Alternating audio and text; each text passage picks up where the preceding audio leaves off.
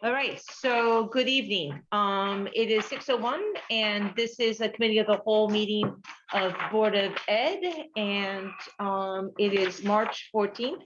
And I am honored to call the meeting to order. And the first agenda item is the approval of the committee of the whole meeting minutes of January 10th. And can I have a motion to accept? There's a place where it says Mr., but it doesn't say Mr. P.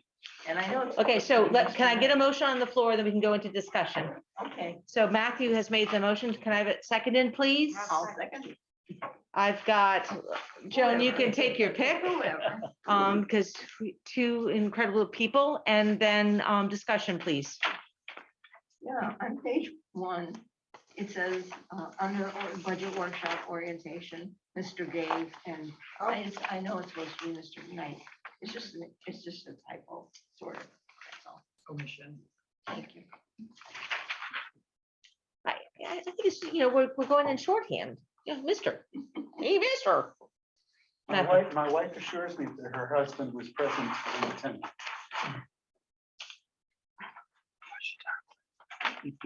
All right. All right. Thank you for people who, I go through these and I can never pick that stuff out, so I am. That's because you read it. Okay, any other further discussion? Hearing none. All those in favor of approving the committee of the whole meeting minutes of January 10th, 2022, please say aye. Aye. Opposed? As amended. As amended, sorry, as amended. All those in favor, please say aye. Aye. Oppose, abstain. That motion has carried. We are now going to go into some data presentation.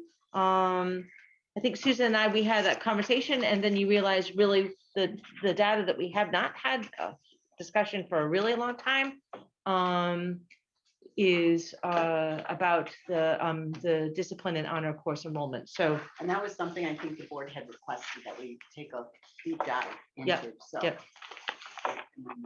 And I would also like to say hello to Rita. Welcome. All right.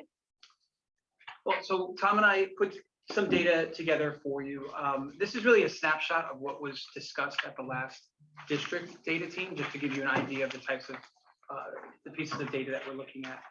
And so we'll share a little bit about the discussion that came off of this data, and of course, what came out of the discussion of the honors course enrollment. You guys have sort of heard the plan that sort of developed from the initial discussions here. So yeah, we can move that box maybe so you can see. So we first started looking at what kind of punishments we're giving out, and we looked at a little bit closer at the number of in-school suspensions, out-of-school suspensions, and expulsions. When we first talked about this with the district data team, we were just looking at what's happened since this year began. So we had those numbers to the right, 306 in terms of in-school suspensions, 162 out-of-school suspensions, and 8 expulsions. And of course, the big question that came up is, well, we had the discussion about the national trends that have, I'm sure you've seen articles and had discussions about in terms of how discipline has increased since the return from COVID. And so the questions that came from the district data team was, can we get that data? And we really went back to just before the pandemic hit. So we went all the way back to September 2019 to February 2020 to cover the same number of days or months. And as you can see, there was a slight uptick. Again, it falls in lines. Well, it falls in lines. I use the word slight only because of what's been seen nationally. And again, I don't have those statistics here, but yes, a little over 50, almost 60 more in-school suspensions. And an increase across the board. The expulsions are the same, but it just led to that. And it really started talking about what's going on in the schools. And we'll look a little bit closer. The next couple of slides, we break it down, and we just focus on the secondary, since we track those, and we pull these numbers from the report that we provide to the state. So this comes out of ED 166 is a report we provide to the state biannually, which lists all of our in-school suspensions, out-of-school suspensions, and expulsions. And I would also like to add September 19 to February 2020. That's our most recent data point that we can compare to. Obviously, that's just 1 year snapshot. September 2019 to February 2020 is not an abnormally high year. We have had years previously that are higher than that. We just didn't want to show, a huge swath of years going back, but this is our best comparison. So, I mean, there is an increase for September 21 to February 22, but it's not kind of out of the range of what we've seen over the past 5 to 10 years. I was actually expecting expulsions to be up because it was, my first, well, I did it last year too, but last year was kind of an anomaly that we weren't seeing the discipline the way we had in the past at all. I think the smaller classrooms, the COVID, the kids who were doing remote really made a difference in our school communities, and everybody was masked up and I think afraid, so.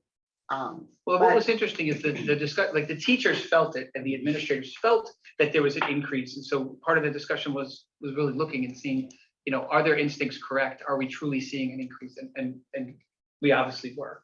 And again, that could be a number of reasons that have been talked about before. I mean, the kids being home basically for 1.5 years now, having to really learn those social skills. And of course, we'll talk a little bit more as we move forward as to what we're doing in the schools to counteract this. But again, as we looked, we kind of pulled the top 5 disciplines. Is that how we did it? Sanction types basically is how the state would talk about it. Yeah. We broke it out in definitions just so you sort of understood what I even had to ask the question as to what the difference between, a fight and a physical altercation was. But, if you break it down, if you read the definition, basically a physical altercation really involves sort of one person going after somebody else and maybe not a retaliation and not, a quote unquote fight where a fight involves 2 people and possibly, some injuries where a physical altercation doesn't include injuries. Threats of bodily harm, pretty self-explanatory. Inappropriate behavior led to a discussion as to how do you define that, and what's inappropriate to one teacher might not seem inappropriate to another, and the same thing with administrators. So we had a decent conversation about how we sort of get on the same page with that. And then same thing with disruptive behavior, another pretty subjective one where if you don't really calibrate, if you don't really talk about it as a staff or as an administrative team, that could lead to a difference in numbers there. So we looked at these, and I think we started at the middle school, right?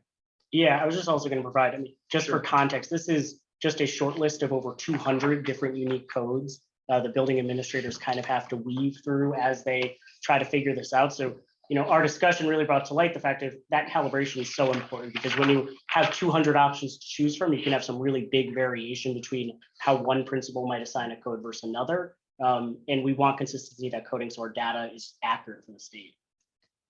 Yeah, we were happy to hear that does occur. Before the year begins, they sit down and sort of have a discussion around these so they can be on the same page when they're And I think we're seeing a lot more alignment now that they're campus with the middle school and the high school doing that. And they even meet as principals all together. The secondary meet just the 2 with us. And then the elementary meet just by themselves. So the way we've lined it up, there's more cross articulation, with this kind of thing. And it all starts with the school data team. So every school has their own data team. And then they come to district data team. So a lot of this work has already been done at the school level. And then they kind of are in the know about their building when they bring it to the district. Elementary, interestingly enough, we really had very few either in school or out of school suspensions. And this doesn't count for other disciplinary actions, like when they have to stay after school, and, have to do their work or stay after. Yeah, we focused on the bigger out of ones. school and in school. So if you take this is the middle school data that covers from the beginning of the year until January 31st, roughly. And again, the discussion with the district data team, it was concerning that the top 2, 36% of the total infractions involve some type of physical altercation. So we talked about that, and again, we had those conversations that I mentioned before about how kids came back and how they're not used to sharing their space and various things like that. And we talked to the middle school about what sort of mediation they're doing. And they're not just issuing the punishments, obviously the in-school suspensions, the out-of-school suspensions. They are using what's called restorative practice. which a lot of you might be familiar with.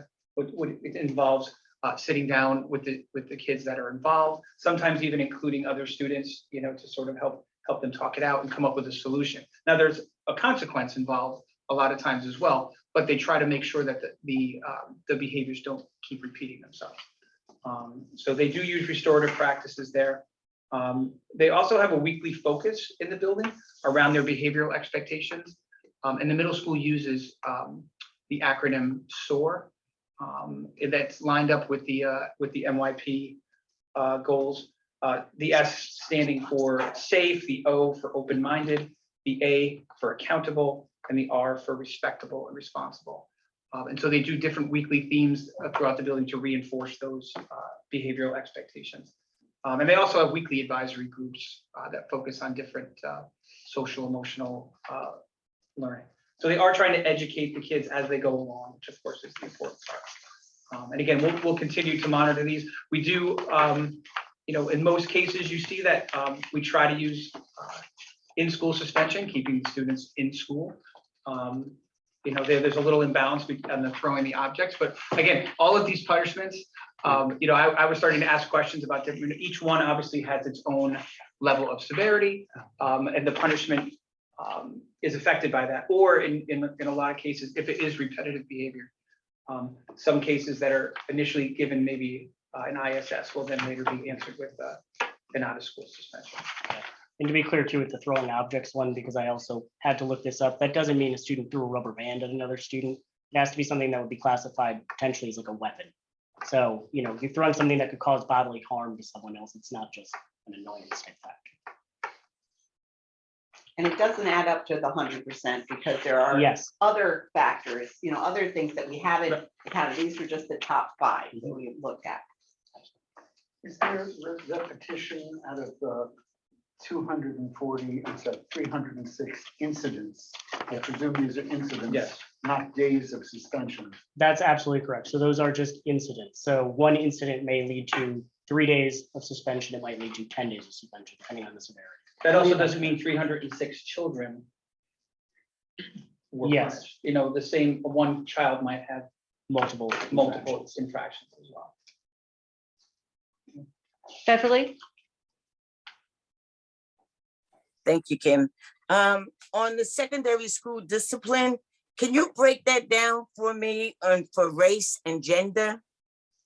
And send it to me if that's possible? Yeah, I believe we actually did that in a separate data team. So we can actually just send you the slides from that data team. Or actually bring it back, Beverly. It would be worth a conversation, I think. Yeah.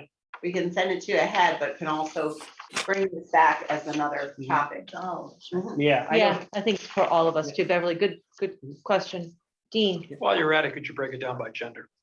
Yes, you said that. we did. Oh, she already. said gender, okay, Yep. sorry. And thank you for all this information. Thank you very much. Matt? I see that we had from September to February, we've had 8 expulsions. Expulsion is definitive, or is definitive severed from the school, or is there some way we can recapture these young people to our system? So we actually, it's according to board policy, if they seriously violated board policy. And we have a hearing officer, Dr. Michael Bernier, who works with me. And the job is to get kids back to school. So I would say in all of our cases, they have been incidents that we've been able to, while you do a full year expulsion, you can do a stipulated agreement where the student has to not get into trouble again, has to keep up with their grades. So I kind of call central office a life preserver, because a lot of kids who come to me are in need of some grade and support. So they come in, they work with a certified teacher, and we have a counselor and a tutor, an art teacher, Kelly, who comes in. So they really are able to get back to school. We've had multiple out of those 8, at least 4 who've returned to the high school for second semester. Good to hear. It is good to hear. And they're doing great. Thank you. Beverly? Thanks, Kim. I tuned in a little late because I just got out of work. I was wondering, how do you all feel about this data? Are you feeling that this is good compared to where you were 2 years ago? Or this is not good, we need to work on some things? And my other question is, out of school suspension, are those the kids that go to the library? Do they still go to the library for tutoring? I don't believe so, unless they generally don't do that unless it's more than 10 days, which would constitute an expulsion, really. Yeah. So we can only suspend a child up to 10 days, and that doesn't require them to have tutoring. So they're probably provided work. They might be homebound. She might be- I would call. Yeah, maybe you're thinking of a homebound student who might have been either removed from school or, For medical reasons. for medical reasons. And then they're provided a tutor, and that's probably done at a neutral location like a library. And Beverly, it used to be that expulsions did not have a 4-hour program like we are offering now, but state law changed. So that's why they're here at central office and they're getting kind of a complete program. And we really encourage them to get jobs and help them with career choices, and they can get credit for the jobs they do in the afternoon. So many of them are doing that as well. And Bev, to answer your first question, on that first slide with data on it, we did talk about the numbers dating back from 2 years ago, where it is an increase that's sort of expected given the national trends, but definitely something that we're going to keep an eye on as we move forward to make sure we get that at a lower level. Okay, thank you. So now the kids that are expelled, that they don't go to the library, you're saying you do something right in central office or They're right some other with me, location? Beverly, and I check on them all the time. Okay, good. Yeah. Because I remember the library had some concerns about the kids being at the library with the tutors. So I'm glad to see that's all changed. No, Thank you. it's a much better situation, I think. Okay. We still have stuff to work on, but We do. We know that for sure. Andrea, I'm wondering, Beverly, I think Beverly mentioned a 10-day suspension, but that's a very rare occurrence, at least it was when I was here. So do you have any idea of how many 3 days, how many 5 days? Did we look at that? We looked at, So we didn't look at that specifically, but I do look at that. I don't know, besides students pending expulsion, I don't think we've had any 10-day suspensions No, this year. I would imagine. No, that. I think the average would be 3 or less. It would have 2? 3 or Oh, less. 3. Yeah, it would have to be pretty, Thank you. pretty severe to warrant anything over Yeah. 3. I think it'd be on its way to expulsion. But I could certainly, Yeah, the I could only certainly 10 days give are the you. ones that are headed for. we could break it down by number Yeah, of and we days. could look at kind of the average number of days that an OSS, for example, so we could say, I could pull data for you and say the average out of school suspension is 2.5 days, something like that. If you'd like me to bring that in next meeting. can I just, for Rita and Beverly's purposes, if you have a question, to raise your hand, because we're only allowed like 4 screens at the present moment because we have the presentation up there. So I just don't want to miss you, Bev. I seem to catch you when you raise your hand, but Rita, I just wanted to let you know as well, the computer hand, not your personal hand. You can raise that too if you want to. So just looking at, moving on to the Fitch data, you'll see that the percent of total infractions, the highest percentage was for disruptive behavior. And again, that's what led to our discussion about what does that mean and how do you define that? And whether or not, the administrators have the same understanding of that and the teachers have that. And so that's something that we encourage the high school administrative team to, review with their staff, since, especially since that's the highest level of infractions here. Failure to comply with an agreement or behavior plan, those are kids, again, who might have some consistent issues with behavior. So they develop a plan that, they have a meeting with the parents and the child, they sign an agreement. And then if they violate that agreement, that would lead to ISS or OSS. Skipping class is pretty self-explanatory. And then we talked about the fighting and physical altercations. And then at the high school level, drugs, alcohol, or tobacco use. And vaping. That includes, that would include vaping too. Again, you see preponderance of the infractions are met with ISS, again, in an effort to keep the kids in the building and not out of school.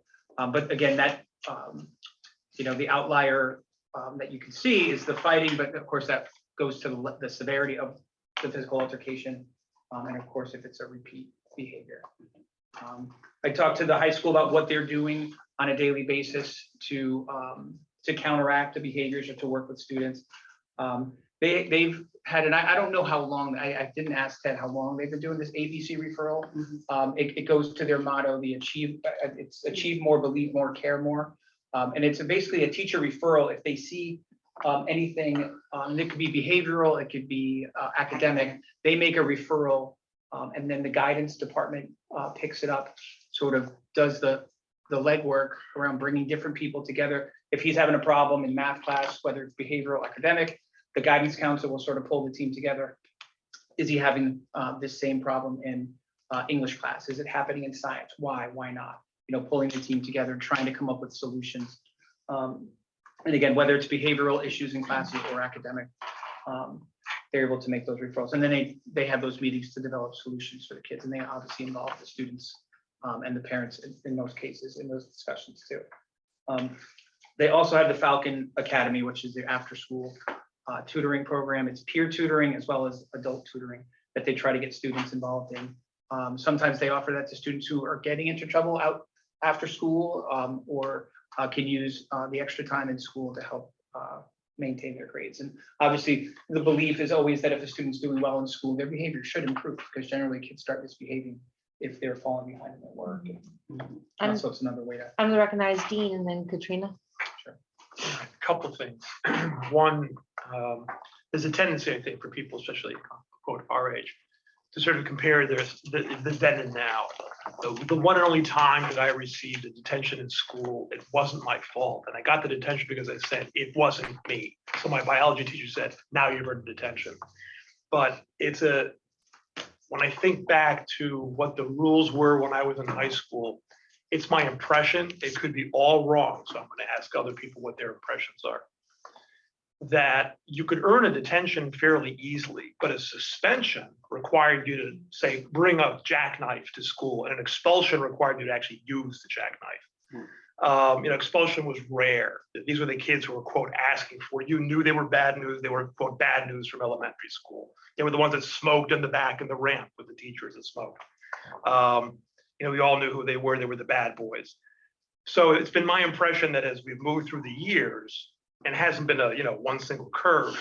It's again just my impression that things that I would have gotten a detention for now would lead to a suspension. It's much easier to have an in-school suspension for a kid. It seemed to me. Now I have 3 kids. They're all 3 years apart. They're all very different. My oldest was a challenger in a lot of ways. Thank God he's actually straightened himself out. That a lot of the talents, shall we say, or the psychological makeup that he had would stand him in good stead later in life. But while as a child, he had, as we all had, many bosses, parents, teachers, etc. He chafed under that and would push envelopes, and not everybody took kindly to that. I would frequently get phone calls. Fitch High School. Hi, this is Mr. Diskin. How are you? Better till I got heard from you, right?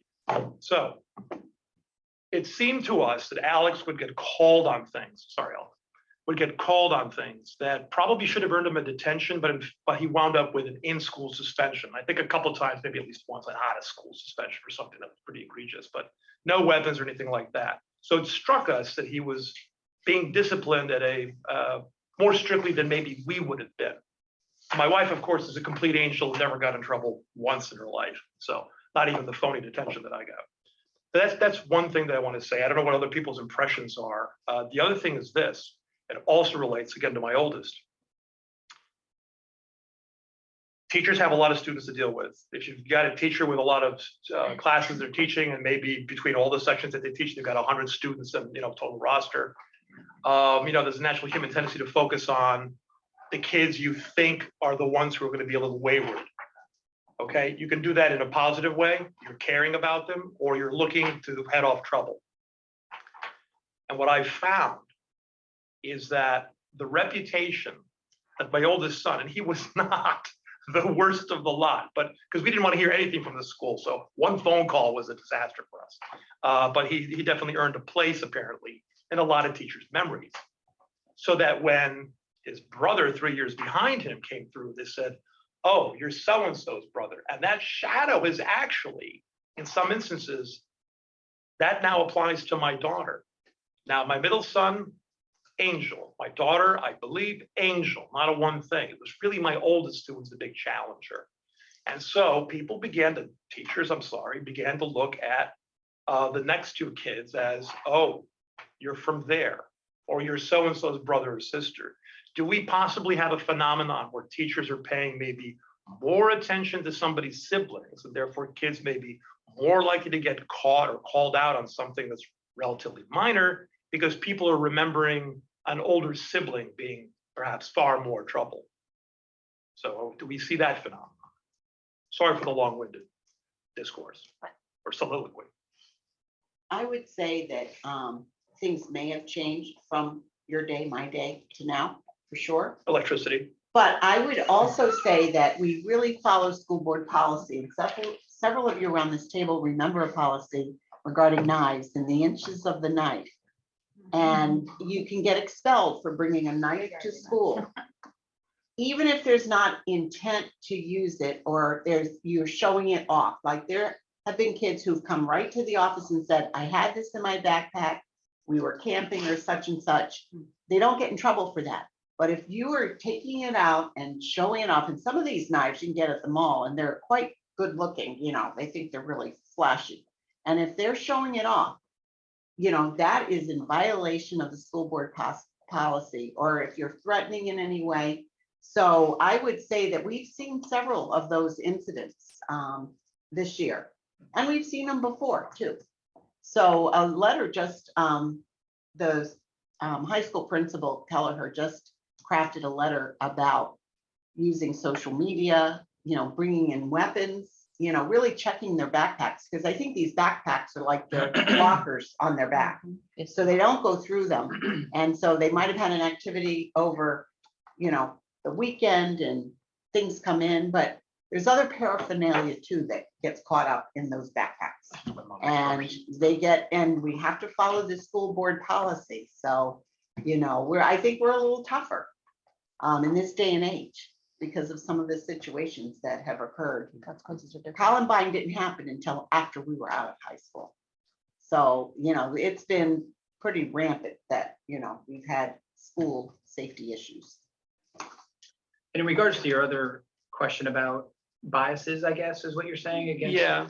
We're doing a lot of work, obviously a lot of the DEI work we're doing is talking about our implicit biases, and we're trying to really help educate teachers into not making assumptions about kids based on what they look like or how they carry themselves in the classroom or the body language. And that would fall under it though. Yeah.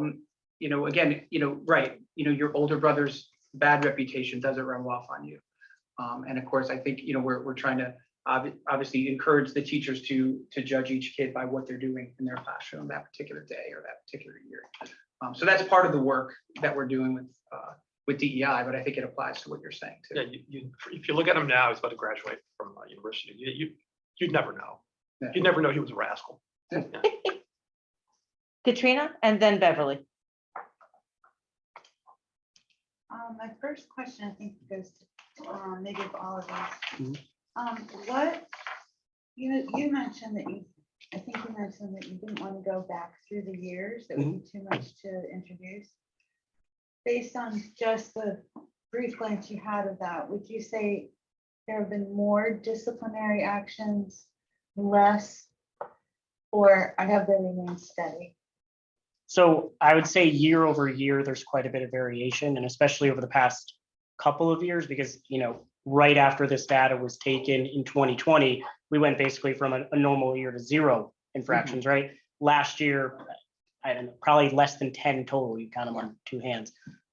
In the 5 years prior than that, I would say there's no kind of general increase. There's just year over year variation.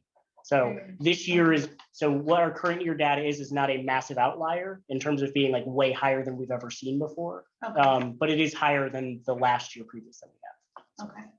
And then I guess this is for Phil. You had mentioned there were some other offenses that weren't included on here. Mhm. This is top 5. So what are 6, 7, etc.?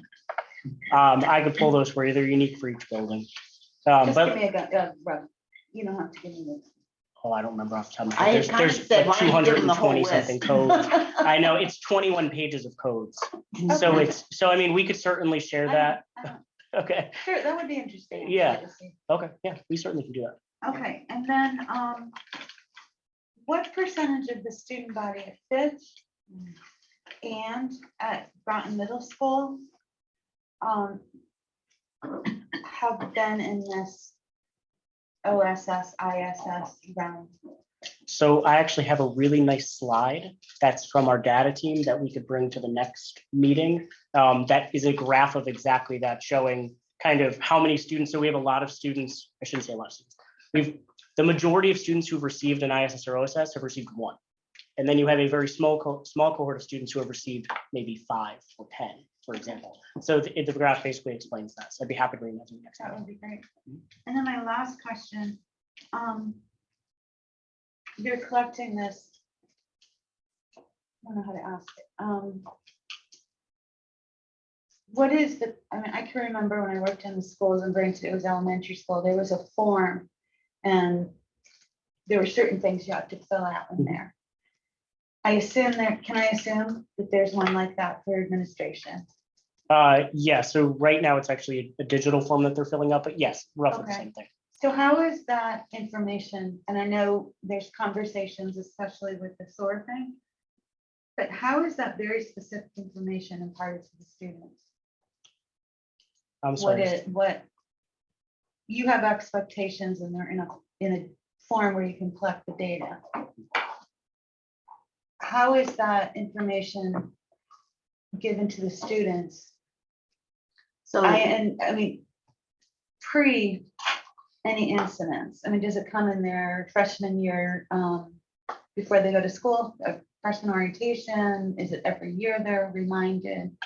I mean, the It's in behavioral the student expectations, I handbook. would imagine it's in the Yeah. handbook. I'm assuming it's done at freshman orientation Mhm. and within their advisory groups. And in the syllabus of the Course, of yeah. each course, what the teacher's behavioral expectations are. And again, they're all tied to the building goals that are Okay. established by the administration. I But guess once they get into trouble, we really sit and talk, the administrator sits and talks to them and says, tell us your side of the story. So we always, and when they come to expulsion with me and Dr. G, tell us what were you thinking? No, tell us, your side of the story of what happened. And we really truly listen. And sometimes you can kind of catch in between the weeds, what has been collected from the administration and what's told, especially for some of the serious issues. And that's why we're able to get them back, because it was a mistake that they made, but it wasn't a mistake that you want them to be out of school for a whole year for. I guess my question is, I had one that was very good, he really got it if you talked about behavior expectations and all this other stuff. The other one needed specific behaviors that are not acceptable, a rule follower. How do we portray those specific behaviors to the students? And rather than just having a conversation, when do they get, okay, you can't do this, you can't do that, you can't bring the knife to school, does that happen? Well, they're supposed to read and sign off on the handbook. So, and I think if it happens in CTL or advisory for the kids so that they know. And they're the kind of school rules they've had since kindergarten, mostly. Yeah. But I think your point is like proactively, Yeah. what could be done. And I think what those conversations will be at the end of the year that Susan and I have with the building principals would be to have this data and say, okay, what are we going to do next year to sort of try to, Differently. what are we going to do differently? Now, we could have done exactly what we've done every other year before this year, but we had 2 years of COVID to sort of battle. I don't think not that we weren't ready, but I think the discussions were always, we expect a spike, we expect a honeymoon period, right? September, October, Yeah. and then all of a sudden a spike in behavior. Well, that started day one. And again, was it expected? Yes. Were we able to handle it? Clearly we were, because we've made it through. But that's been sort of consistent where in past years, there's always an ebb and flow to this, right before the Christmas break, there's always, a lot of excitement in the building and nervousness and stress with families. And so there's a spike. This year, it seemed to go from September right through to December. What I would like to look at in June would be maybe a month by month comparison. Like, did things get better? Which I would hope that maybe they did, and then have those discussions with the principals again. Is okay, I would go to, Mr. Kelleher, these are your top 5 here. What are we going to do next year? How are we going to communicate with families and students as to the expectations? So these aren't a problem next year. And we were saying that, a ninth grader really hadn't been in full throttle in school since they were, 6th graders. sixth graders. And preschool, we've hired a social worker just for preschool, pre-KK, because they really have not been in school and they just came there to play. And, and they do a lot of play, but it's, with other kids and sharing with others. And, it's a big adjustment after these 2 years for them. So they need extra help. with it I all. guess I'm just concerned about those students that need the specifics, not just the conversation. Yeah. 'Cause I had one. So Beverly, I know that I said that you're next. I'm going to recognize Jay, who has not spoken yet, and then Beverly, I'm going to do you, Andrea, and then Dean. But Jay. All right, so we've looked at the data, we've collected a lot of data, and you sort of touched on it, Susan, but I guess my question is, how are we actually supporting the students? Get right to so you said they talk to the administrators, but when they come back from suspension, we've spent a lot of money hiring social workers, school psychologists. So are they given that support that they need? I realize that there's been a lot of discussion about where are the rules? Well, they're in the manual, but obviously, if a child acts out, they have a specific issue that perhaps needs to be dealt with. So are we referring them to get the proper support? So I would say almost every single case where it's come to expulsion, we've had a risk analysis done. And we've connected them with someone if they're not already seeing someone. So through school-based health or through our own social worker. This program here for expelled students, they have a social worker who comes in and checks on them a couple times a week. And, they have support systems with small group and teacher and tutors. So I would say that, that it's happening across the board, that if there is a need, we'll at a parent meeting, we'll have the parents sign on for some support with counseling. And I'm not talking about the school counselor. The school counselor can be a resource person, but I think sometimes the social worker does a really nice job working with the family and the student. So, that tends to happen. And then there's the restorative practice. Ted just said, these restorative practice meetings are going really well, that the teacher sits down with the student who might have said something disrespectful, and he goes, they're actually talking about what would help, the teacher will say to the student, so what can I help you with? So that you don't feel like you're in a corner there and you feel like you have to, how can I help you? And then the student will say, I need to do this better. And so, they shake hands at the end and things do improve. So I think that piece is really important. Thank you. Beverly? Or Bev? Thank you. One of my questions was on the line that the question that Jay just asked. It was going to be, at what point do the social workers get involved with students' misbehavior? So that was one of my questions. And my other question is about the handbook. I couldn't hear everything that Katrina was saying, but do the teachers go over the handbooks with the students in the class, or do they just give out the handbook and the student has to read it on their own and sign off on it on their own? So the teacher always goes over their expectations of the class behavior. So they won't go line by line from the handbook. They may refer to it, but they definitely let the kids know what their expectations are. Everything from getting homework done to, asking questions and how they might, expect kids to be able to collaborate in the classroom. So that's all done with their syllabus and their beginning. And I'm sure they do reminders too throughout the year. Okay. My other question is, So say you have disruptive behavior and then you have out of school suspension 12, in school suspension 52. How do you know whether to give a child out of school suspension or in school suspension? Well, that was a question that did come up, and the administrators that were there representing the middle school and the high school basically told us that again, it depends upon the severity of the disturbance, what it involved, how disruptive it was, where it took place, and also whether it was a repeat occurrence. So there's a few different factors that go into determining whether it's an in-school or an out-of-school. And one of the things that they appreciate about an in-school is that's where you can have a tutor work with the child, catch them up if they need some extra help with work. You know, it's not just a punishing thing. And then you might have counselors meeting with kids during that time to really reflect on what happened so that they can avoid having that happen again. So that's always been the beauty of ISS. With OSS, you send them home. I've never really loved OSS because they're, you know, they have work to do, but they're kind of on their own. So, but they do meet with them before they go back to class to do, you know, an interview and make sure that everything is ready to go and they've learned a valuable lesson. Okay.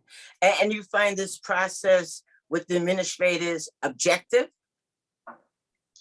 I would say it's getting better. I would say that the articulation between administrators is really important. You know, and I think the articulation with teachers in kind of understanding what the standards are is really important. One of the things we talked about is you really can't take sometimes things kids say to you as a personal attack. Sometimes they just are upset and they need to vent, or they need a time, a place, a space, safe space where they can decompress. So really looking at the positive SEL things like breathing techniques and mindfulness and some ways that we can, you know, reduce our stress so that they don't say, you know, say things they shouldn't be saying. Okay. And I have one last question. How many arrests have you made up at the high school? Have you made any arrests or? I have not made one arrest. Oh, good. But they have a police officer who's really someone that kids feel they can go to, Stop Bousquet, and they appreciate. But I would say that if there have been violations of policy, often it coincides with a violation that would cause an arrest. Okay, thank you. Not always, but sometimes. Okay, yeah, because years ago when I first got on the board, Fitch High School really had a bad name. And so we really tried to crack down on the misbehavior at the high school so that, you know, we didn't want to have that bad name. Oh, you don't want to go to Fitch. There's a lot of fights and a lot of things going on. So I'm glad to see in these years, 20 years, that things are getting better up at that high school. Well, I still have to take some of you on those walkthroughs. I'd love for you to see what I see, because I really see very polite kids walking with a purpose, getting to their class, you know, cajoling with each other. You know, I shouldn't say this out loud, but I've never been there with a fight breakout. But All right, I'm gonna move us. Thank you, Beverly. Andrea. I have a few things. One of them is, if you can describe for me what the in-school suspension looks like. So I know from my experience that I would have many students go to the in-school and say to me afterwards, can I stay here because I really get my work done? So I just like to know what the day looks like. That's my first one. well, the day they have an in-school suspension classroom and they have a teacher in there, and it's usually one of the permanent subs or a person who runs ISS. So they have some training on, you know, how to kind of motivate kids and get their work done. I think tutors and interventionists can come in also and check in on kids if they are on their caseload. The social worker will, you know, or someone who sees the child will also go in and just check on them. So they're not sitting there, you know, alone all day. And there's usually a few, you know, there's not usually just one, there's usually a couple. And I would expect there'd be some days that nobody's in there. And what does the room look like? It's a classroom, just a classroom, yeah. Dean, Yeah, thanks. Wait a minute. I'm Oh, sorry. she had I'm two- sorry. She had two questions. yeah, sorry. So Okay, Dean, It's okay. Who's going? Andrea, I have some wisdom that I'd like to share, and it's based on Katrina's question. And it's when I was at Fitch and at Cutler, the three principals got together and we had 10 school rules. And these spelled out specifically what you could do and what you couldn't do. And there were things like, you can't wear flip-flops. You can't wear a headpiece like a hat or whatever. And there were simple rules like that, but my big one was you cannot chew gum. And here's the reason. Ask Kathy Wilson where her gum was. Anyway, here's the reason. The minute I'm only speaking about middle school now. Mhm. The minute that the middle school child steps over that threshold, he turns and she turns into Bugs Bunny. And the rest of us are Yosemite Sam. And you realize, of course, this means war. And that's the way it should be. It's where kids learn what boundaries are.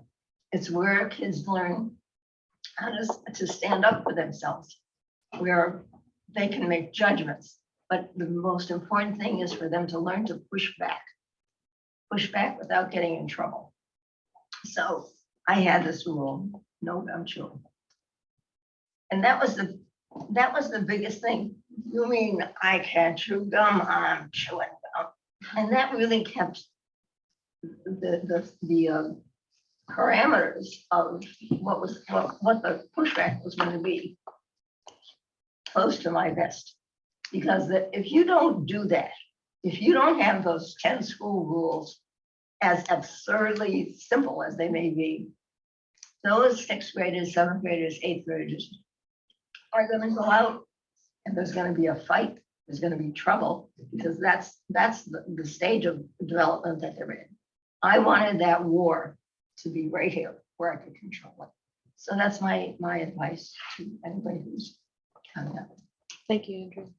Dean, Well, that dovetails with what I was going to ask, which is, I haven't looked at the rules, but I would wager that the rules that I was given in my little white handbook when I went to Rippewa High School, wrote these many years ago, and the rules that you find in the books now, my rules were probably more general, probably left a lot more to the discretion of the teacher, who was going to be backed up by faculty, kind of thing. So once the teacher pronounced, that was it. You were guilty. That was judge, jury, executioner, the whole thing. But to make sure people were not being treated unfairly, we've gone and made the rules more and more and more and more specific. I wonder if it's a case where, and I'm not making the argument, I'm just wondering, could it be the case that we have so many rules that whether the kid is a rule follower, must know exactly what the rules are, or it's a kid that can just tell generally where the line is? Do we have too many? Do we have too many? That's a side thing. I know what you're getting at with the gum thing, by the way, because if they focus their attention on challenging authority by chewing gum, they're less likely to do other things that are a real hazard. That's right. The other question I have is this, it's not really a question so much as an observation. I think we're all familiar with the phenomenon of social media and the portable devices that kids carry around with them. And when I was in school, we were all in school, you went home, whatever was going on, unless you're part of a clique of friends or something like that, it was over.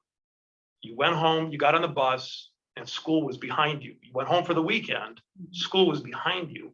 It is now 24/7. That's true. yeah, So do we have any of these behaviors? Do we think any of these, and this is something I think that we can't, unless we're gonna ban this here and at home, it's gonna be a community-wide ban of social media and portable devices. So I think that's just like the weather it's gonna be.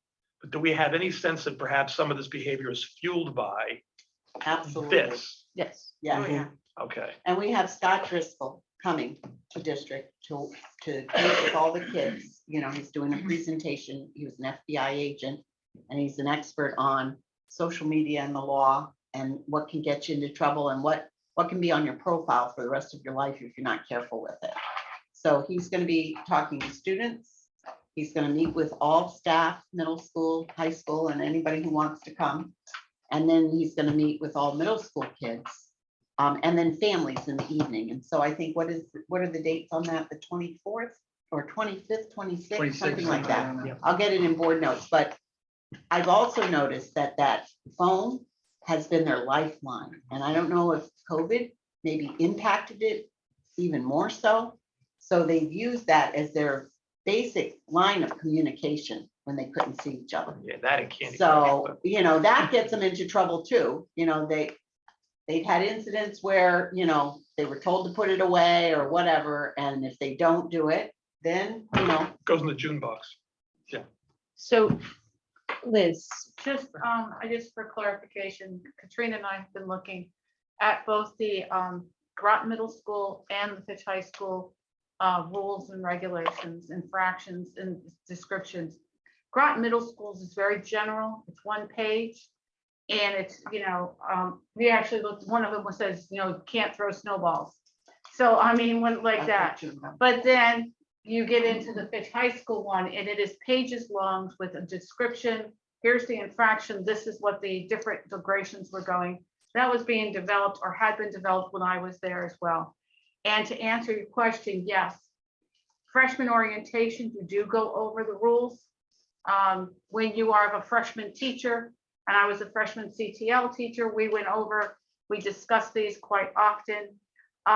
Not as much as they got older because they didn't need it. The smaller, everybody needs it at one point.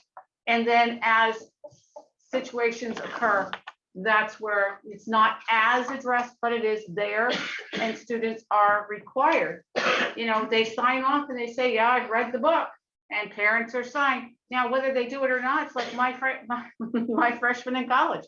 Did you read your text, your stuff for today? Yes, Professor Porter. It's like, no, you didn't. You can tell. Some people, but if you don't read it, that's your responsibility. And we can't handhold completely. Freshman year, absolutely.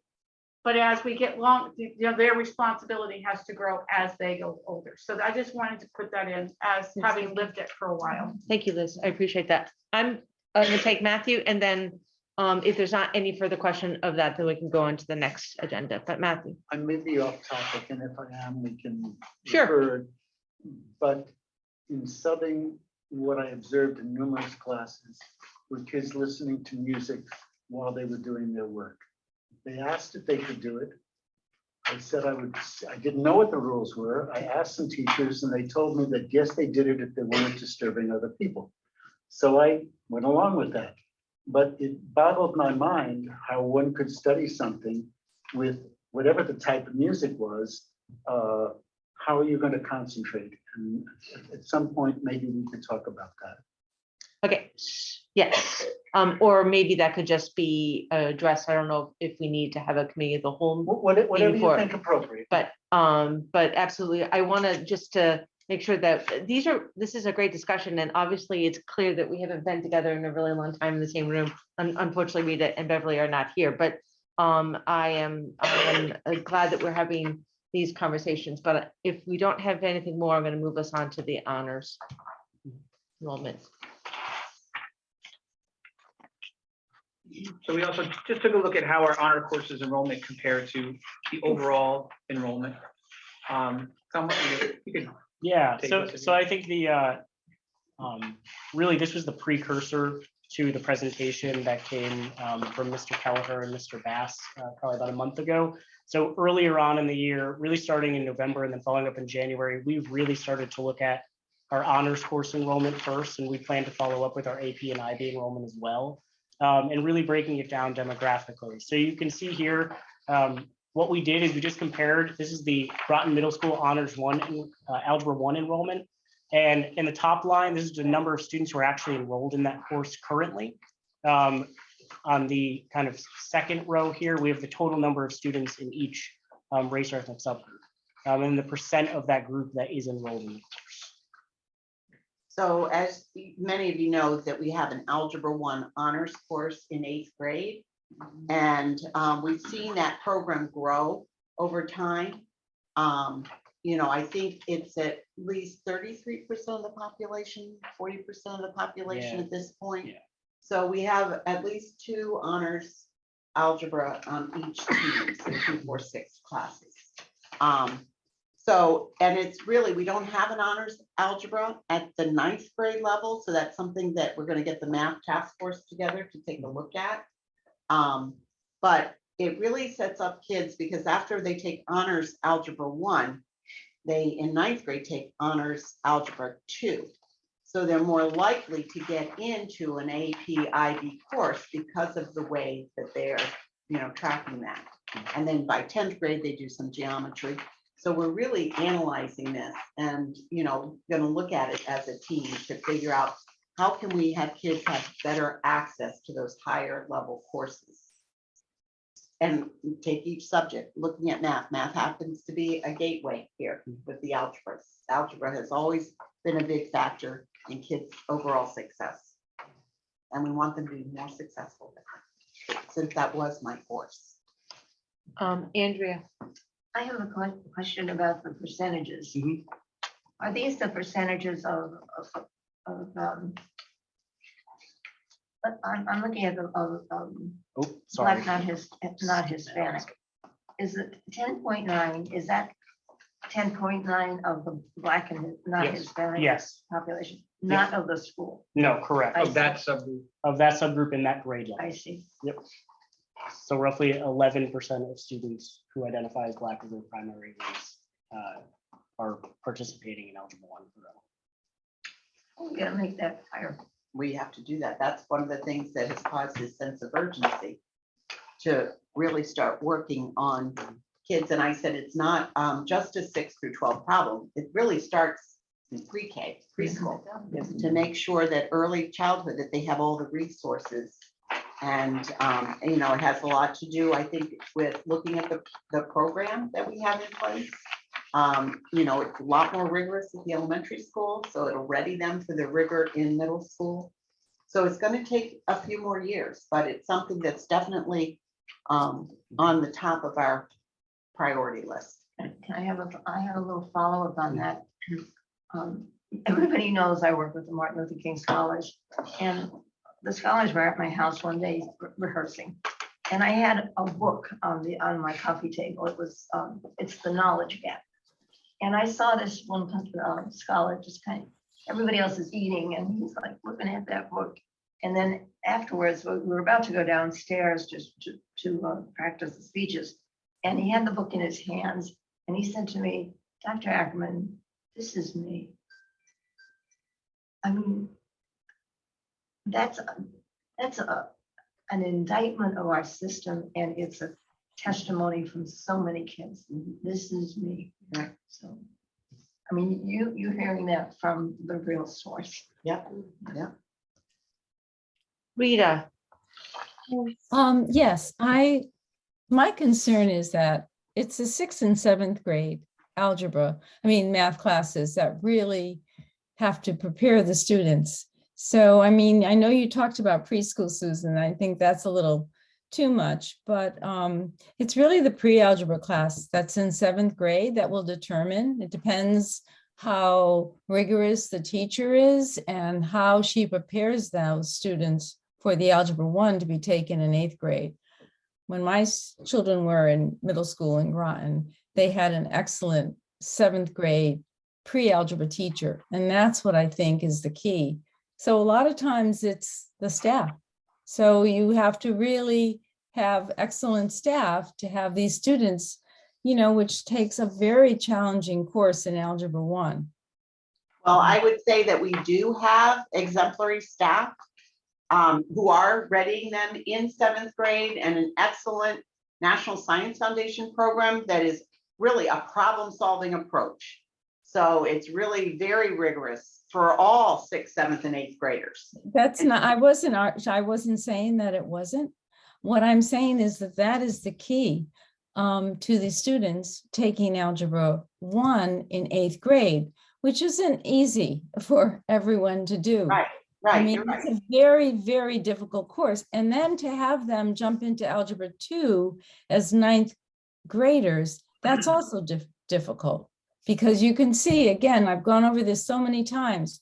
In 9th grade, when you take Algebra 1 as a 9th grader, then the next year you take geometry and you don't have Algebra 2 until your junior year. That really prohibits the students to then going on to pre-cal or calculus. It's only the students that have Algebra 1 in 8th grade that are allowed into those upper level math classes. Then if you want to go to a very good college, if you want, you know, you need to have those upper level math classes. So you're putting kids behind the 8 ball. Again, if a child is in 9th grade, takes Algebra 1, let them take Algebra 2 in 10th grade.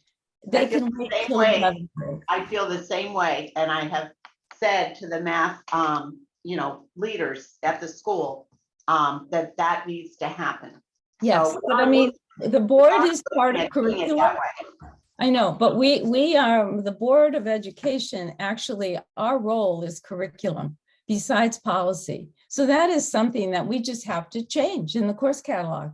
I mean, you know, I mean, yes, the math department needs to have a say, but that's something that if we feel it benefits our students, then that change has to be made. Otherwise, those students will never get to our upper level math classes. And a lot of students develop late. I think that historically, it's gone Algebra 1, geometry, Algebra 2. And Yes, when I they had the CAP test way back when, you probably remember that, it Yes. was necessary, but now the SAT is mostly about the algebras.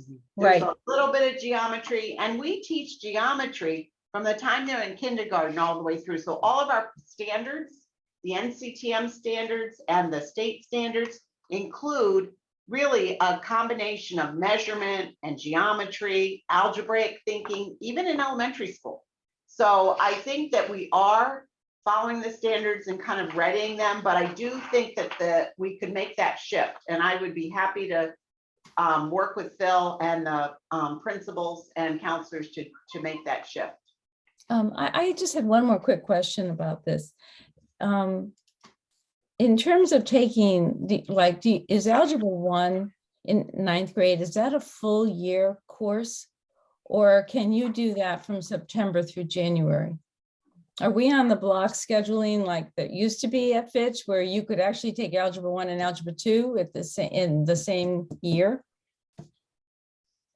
No, because you want to answer that, Liz? Yeah. Rita, back when block scheduling first came in, it was a 4x4 schedule, remember? Yes, yes. And so you could do a full credit one semester, you could do the second class the second semester. When they went to alternating days, back, 10 plus years ago, it was Right. alternating. You cannot do that anymore because the kids don't have enough, it's not enough contact time. Yeah. So you're only getting 10 classes on a good month. You only get 10 classes. Wow. Right? Because it's 2 1 week and 3 the next. Right, If it's in a good month, and if you think about it, our calendar really messes that up. And it's, Right. you know, we have cut back contact time. So Yeah. this is another question that I think we need to look at is, in my opinion, is not, you know, the course itself, but how we present that course. Right. Maybe we need to start looking at something a little bit different. That'd be great. Thank you. That's me. We want these kids doing higher level. We need to give them the time to be able to learn it. Beverly, thank you, Liz. I Sorry. appreciate that. No, I appreciate your passion. And that not only the time, Liz, we have to give them the support that they need also. Absolutely, Doug, absolutely. My question is, from Algebra 1 to Algebra 2, I see that we're losing students. We're not losing a lot, but we are losing students. Why do you think that's happening?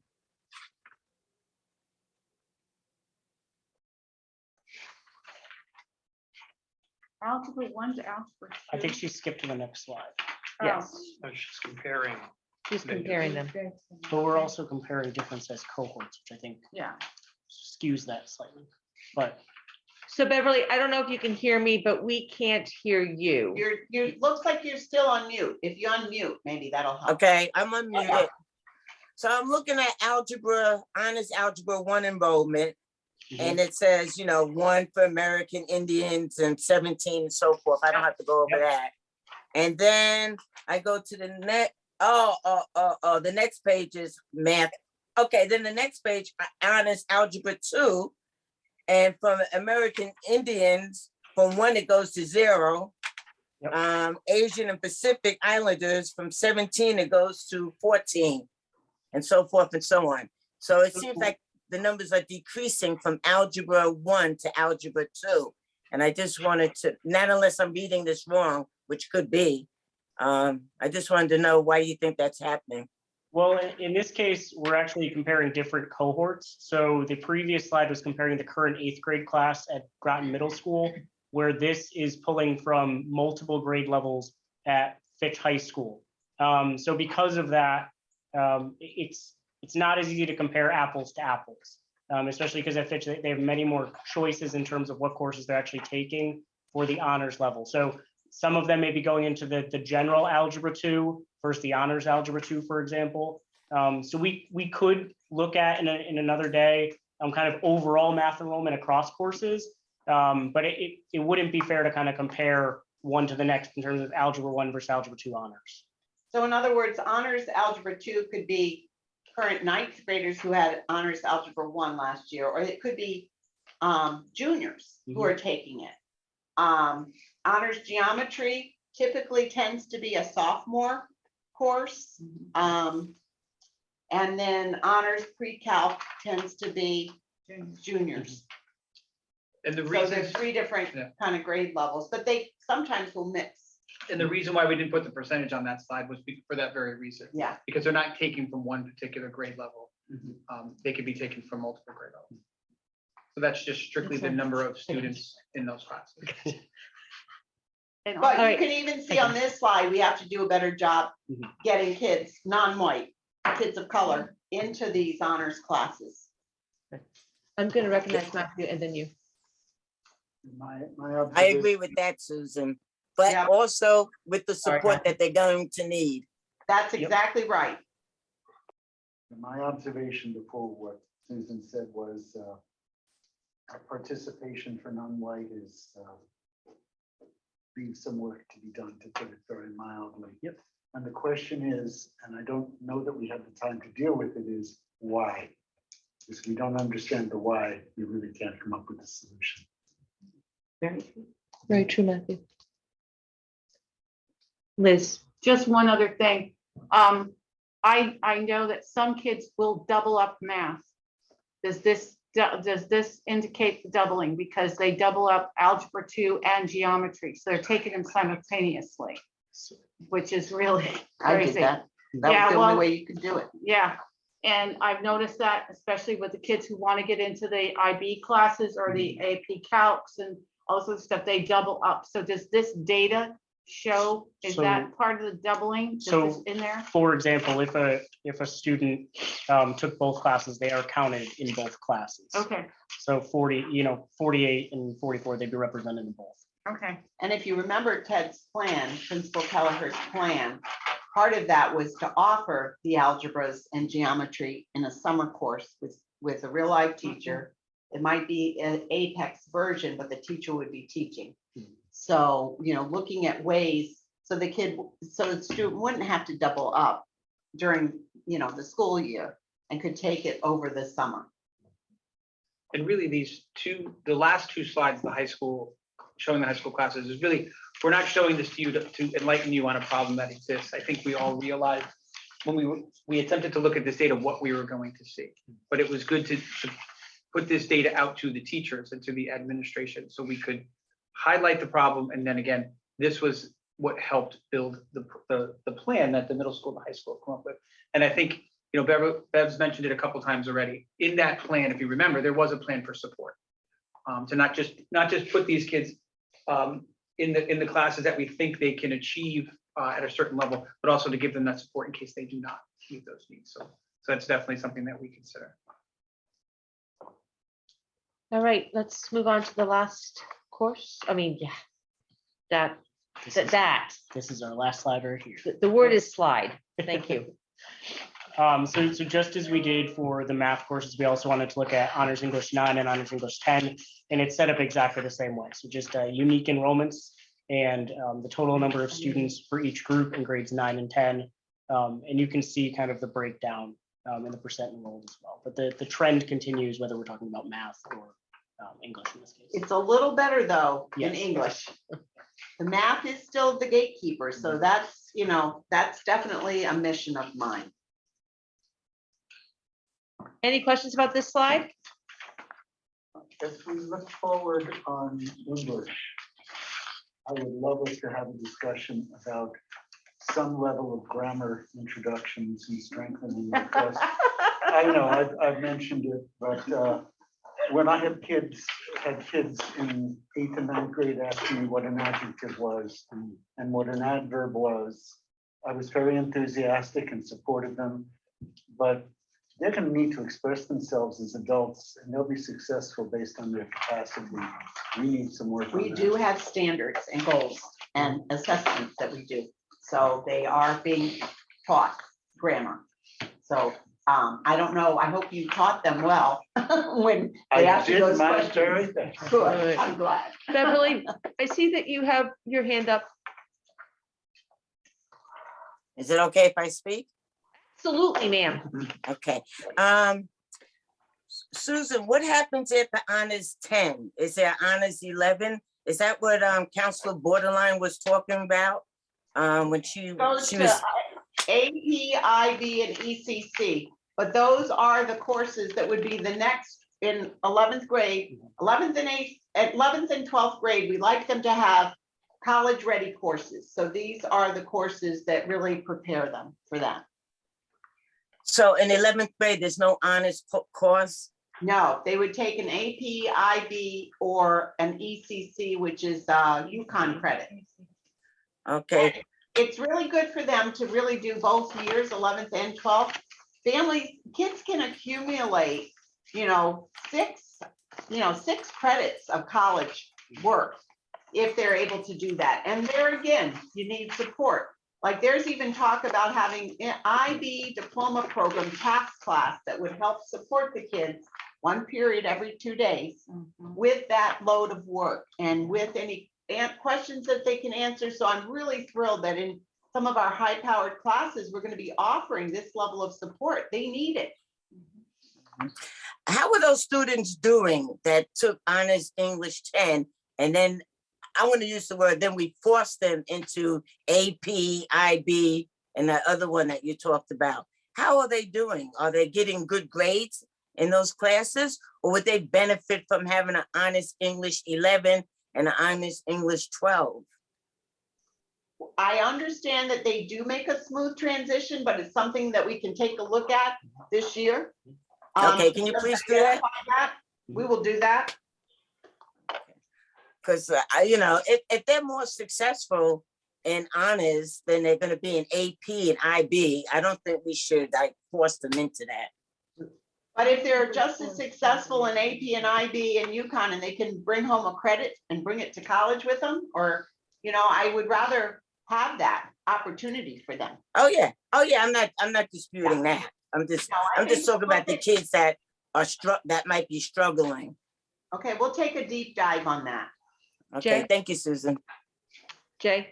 So I asked this question a long time ago, and it was explained that the reason we have honors is we don't offer AP in the 9th and 10th grade, right? And so AP is the logical extension of taking honors in 9th and 10th. In other words, it's going to be the same level. At least I was told this, but certainly a teacher or administrator that knows that isn't correct, please correct me. You're changing the name, but the rigor should be the same, going from 9th and 10th honors to 11th and 12th AP, but you just have that extra opportunity to earn the credit. And if we could, we might offer AP in 9th and 10th, but it just isn't possible to do so, right? That's my understanding. Right. So it isn't like if we had an honors 10th grade, it would just be the same as we're teaching in AP, except they just wouldn't get the credit for it. Well, and they actually get more credit or more, it's better for their GPA, the higher level you go. So the Right. AP, IB, ECC, not only do you get possible credit for college or a certificate, Right. but it also is, it identifies as a higher level for the GPA. Yeah, but, so if you were running honors 10, AP 10, ECE, IB, you'd be adding something that's really superfluous because you'd be running a class that's the same content, but you wouldn't be getting credit for it. I mean, that's what it was explained to me. This was years. No, I think to your point, Jay, the rigor would be the same. It would just Right. be without the possibility of earning the credit. Right. Yeah. The only reason we have honors is because you can't offer AP. Liz? But you can offer certain AP classes in your sophomore year. Many Psychology. schools, many schools around the country offer AP US History and AP Psych or AP, the social studies. Because it's for, I don't know why, but I do know like a lot of schools do that, especially IB, like FLIBS, Florida, IB Academy down there in Florida, Jacksonville area, I think it is. They're to enter into their IB school because IB has a grade or a age equivalent. You're not allowed to start taking IB classes that are diploma level classes unless you have a certain age. It's an age requirement, and 15 to 19 years old. So to keep kids who are accelerated, interested and prepared, they offer especially the AP US History, because we have in our scheme of life, we teach US history all the time. And so it was considered that this was the easiest way to help and to get their skills up, because that's the primary thing. Yeah, I just didn't want to leave it out there that we are somehow not serving our children I think you're right. because Thank we're you. not adding a superfluous honors program that's the same as our AP program. I didn't want to leave that with the public. So when it comes to math and English. So, Thank you. Andrea?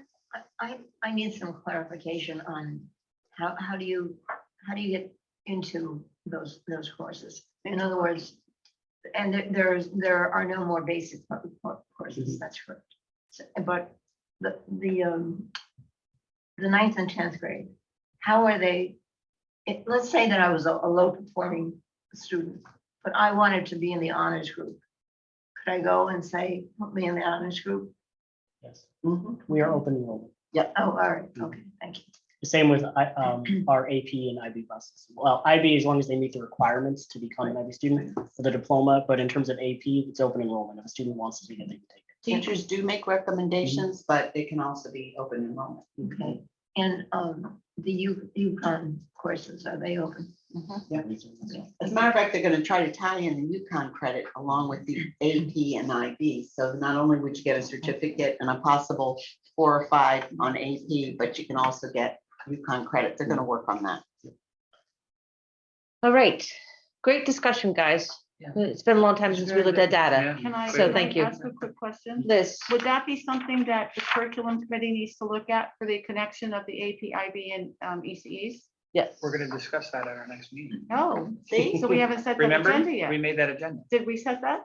Okay, fine. There You you forgot. go. I need You to go forgot. for that It's on then. We got it covered. All right, so we're gonna move on.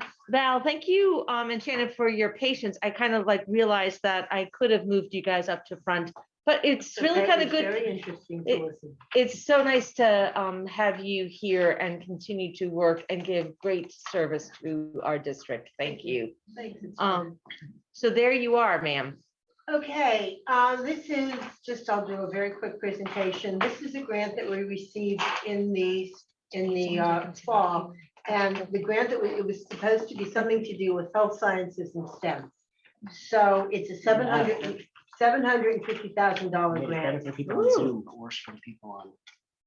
$750,000. A You lot. can make it full screen. No, I'm sorry. Oh, no, I'm sorry. I tried to get it small. No, that made it worse. I thought it was full screen just a second ago. Yeah, but it was worse for the people on Zoom. Okay, sorry. So it's a $750,000 grant that Shannon developed, and Shannon, jump in anytime, please. So just so when we're going over what's included in, just remember it's a 5-year grant. This is just the first year, which is the planning stages. So there's a lot of stuff that still has to be developed. And it does say the goals are military connected high school students, because DOD is obviously Department of Defense, but all students benefit by it. It's not, when you say, okay, the military students over here, the non-military, all the students benefit from the grant services. So the first goal is by May 2026, military connected high school students will increase college and career readiness as evidenced by quantitative and or qualitative means. And I can just briefly address that. DODEA has always demanded quantitative, what your scores are, what, how'd you do on the SBAC, how'd you do on the SATs. They have found out since that besides looking only at that, they're going to look at other parameters. They're going to look at qualitative, how focus groups, how things go, surveys, to show the effectiveness of the grant, not only your test scores. So some of the things that we will be doing during the next 5 years, they already are developed. For some of the professional learning communities have been developed, formed at the high school, and a lot of the high school, some of the counselors, some of the teachers have done NC3T training, and NC3T is the National Center for College and Career Transitions.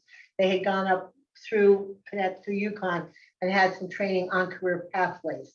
So they will continue to meet, they've trained teachers, counselors, Erin McGuire, to review our current career pathways at the high school and revise them as needed. In talking with them already, they're looking at possibly narrowing some of the career, joining some of the career clusters together and making it more attractive. There's funds available for professional development for the guidance counselors, teachers, and administrators on career pathways. Not only just so the students know what's available, and that goes down to increased communication. Right now, in talking with the team, their concern is that it's not only the guidance counselor's responsibility, it's the teacher's responsibility, and what we get out to the families, showing these are all the careers that are out there. You may not understand what's available until we communicate. So that's one of the goals that we have, is to increase communication to families and students and staff. There's a budget to hire another health science teacher, a STEM pathway teacher for middle and high school, and a Hey, STEM. is everything okay? Okay. And a STEM pathway coordinator at the elementary school over the next few years. Some of them are in place already, but this is included in the budget. So it would help us tremendously to increase the number of students in, for instance, health science and STEM programs. I mentioned the communication, and there is money in the budget. We're going to, every grant that you have, every DOD grant has an evaluator. So the evaluator will do some, develop surveys. We have some marketing plans, some focus groups that will find out what we need to do to make the families more aware of what's available at the high school. What do we need to do? Survey the students. We'll do a survey in 8th grade. Say, kids, students, what do you want? What do you know about what's available at the high school and at the middle school? The goal is also to increase student enrollment in the career clusters, in the career pathways clusters. And I don't know if you know, Naviance is given to all the high school freshmen. And that's basically an interest, career interest tells them it's a computer based, which will tell them what areas they may show an interest in. We actually have it at middle school and high school for advisory and CTL. And because the grant itself, with one of the components was a health science component, the goal is to increase student participation in the health science STEM related courses of study. And there is also Project Lead the Way is there, and there's professional development funds for Project Lead the Way on medical interventions. Could be biomed. So the team is gonna kind of really look at that survey for kids and figure out. Could be the nursing program, expanded EMT is something that a lot of kids are very interested in. And the next slide is the EMT, first aid, CPR, personal training, curriculum and materials. So there was funds available for that. Honorariums for medical career instructors. And what that is to bring in somebody, maybe an EMT or somebody Susan mentioned from the base to corpsmen to yeah. talk about their careers, to get students interested in it. There is funds for supplies for Project Lead the Way biomedical innovations. And then internships and externships opportunities for students to experience some of the careers, hopefully getting EB, Pfizer, all the people involved in offering internships and externships. And I think that Externships are when teachers go out to the industry and they learn how it's done in the real world and are able to bring that back to the students. Internships are when the students are in a program. And even the Navy base, we were there over the summer, right, Shannon? We had that wonderful field trip to their medical laboratory. And they had about 4 students there from East Line, Waterford, maybe Ledyard, nobody from Fitch. So we have to make sure that our kids in Fitch know what's available to them for this summer opportunities. It could be the catalyst for them to want to do a job like that. And the last component and is to hope to do the vertical articulation across middle and high school grades with respect to the STEM curriculum and instruction. And I believe that's starting this summer, where they will meet and do some vertical articulation. So those are the goals for the high school. They're pretty lofty goals, but it's a 5-year grant. So we have already started meeting it. It's on its way. It's doing very well. Goal 2 is the military, by 226 military, like the middle school students will increase college and career readiness. And one of the biggest things is increase integration of STEM content across the disciplines in grades 6 through 8 that serves as a primer for the high school level STEM career pathways courses. So increase integration at the 6, 7, and 8. And one of the things we're doing, which is already, it has not started at the middle school, it will start next year. It started at the elementary school this year, is professional development from Columbia University's Teachers College, their reading and writing project. And the main goal is to teach teachers how to interweave literacy skills into the content areas.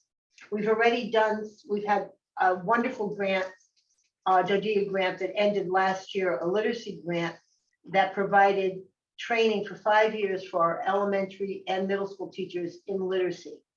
And now we feel the next step is to work with teaching literacy skills in the non-English classes, something. So like social studies, science. And we did do a little of that with the first grant in bringing some of the middle school social studies in.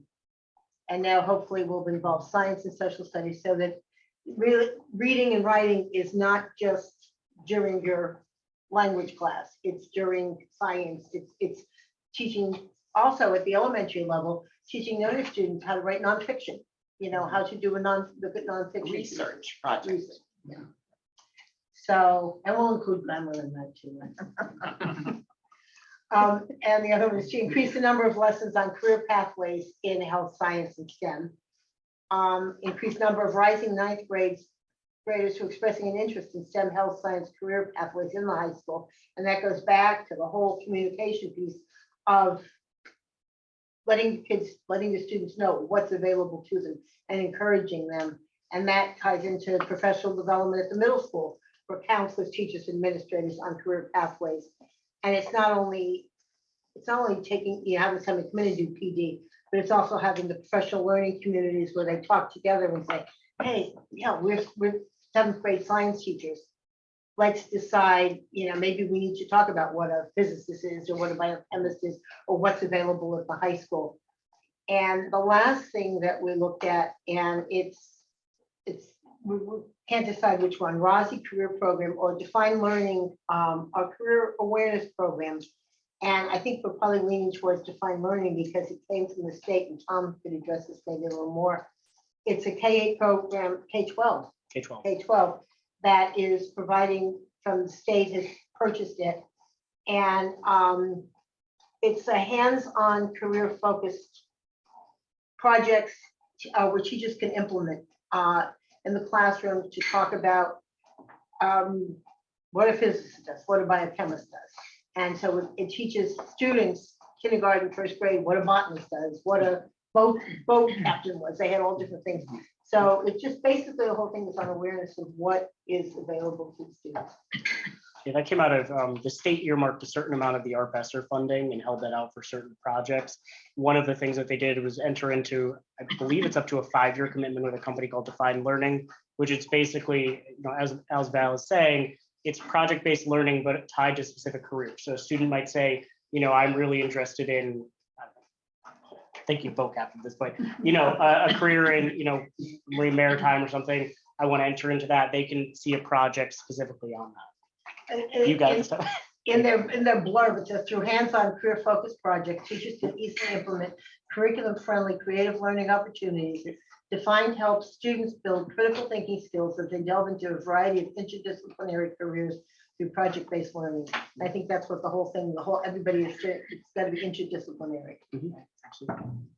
And interestingly, I got a call from Bob Ross, who's the military liaison person who reports to the governor. And they're actually spearheading a defense league that has all these 4-star generals coming to Groton. And they would like to be able to honor a Groton student or group of Groton students who are working on a project STEM-based, piece that they would actually give them a scholarship or funding towards their work. So that's pretty exciting. So I've put the word out. It could be elementary, middle school, high school group. So this project-based learning is something that is really esteemed to see kids create something new, using what they know to solve what they don't know. And so I'm looking forward to finding out what's out there. That would handshake with ID, would it not? Certainly would. Yeah.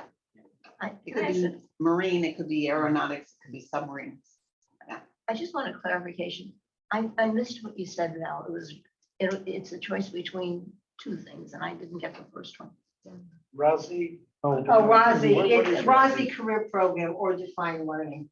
ROSI is basically the same thing. It just costs More money. more money, whereas defined learning, because it has just come out from the state. See, I heard ROTC. ROTC. ROTC.